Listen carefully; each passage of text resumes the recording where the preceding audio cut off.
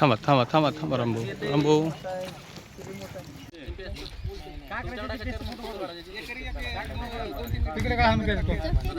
मावशी थोडं इकडे तोंड करा. अरे रामभाऊ या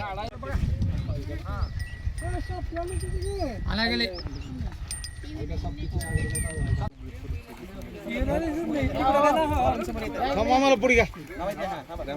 इकडे बघा. थांबा थांबा.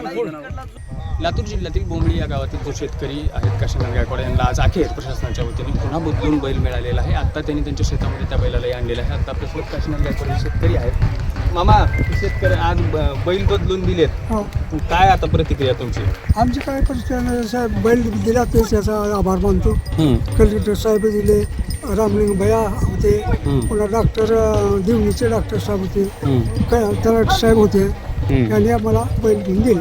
बरं, आता पहिल्याचा बैल मार्का होता, कामाला चलत नव्हता व्यवस्थित, आता ह्याचं कसं आहे, काय बघून आणलात का? तुम्हाला चालवून 1 घंटाभर हाणून आणला. बरं, मग आता ही बैल चांगला आहे? हा चांगला आहे. मग आता शेती करायला काही अडचण वगैरे? अडचण नाही आता काही नाही. नाही. बरं, आता यासोबतच ज्यांनी याच्यासाठी पूर्णपणे प्रशासकीय जी बाजू होती ती सांभाळलेली आहे असे रामलिंग शेर आपल्यासोबत आहे. दादा काय सांगाल नेमकं, आता एक बैल आधी देण्यात आला प्रशासनाच्या वतीने, पुन्हा त्या बैलाला काम करण्यासाठी सक्षम नसल्यामुळे आता बदलून देण्यात आलेला आहे, काय नेमकं काय सांगाल?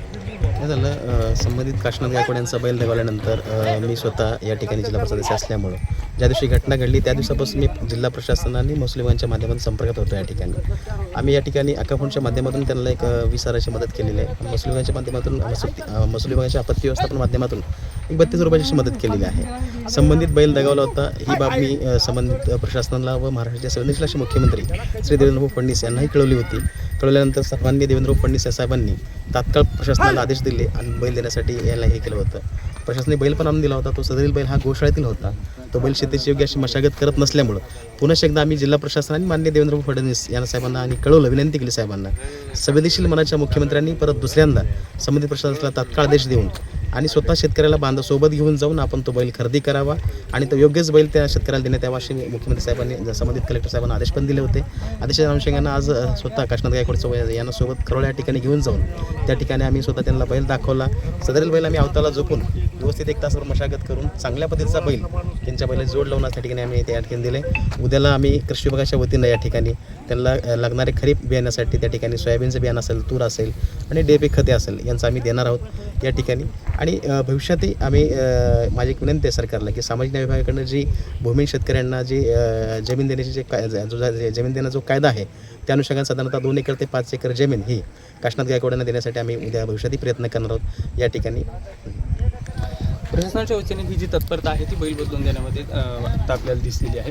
आणि आत्ता काशीनाथ गायकवाड या शेतकऱ्याकडे दुसरा बैल आलेला आहे आणि आता शेती करण्यासाठी कुठल्याही स्वरूपाची अडचण येणार नसल्याची सुद्धा काशीनाथ गायकवाड यांनी आपल्याला सांगितलेलं आहे. Rishikesh Holikar, Maharashtra times online, Latur.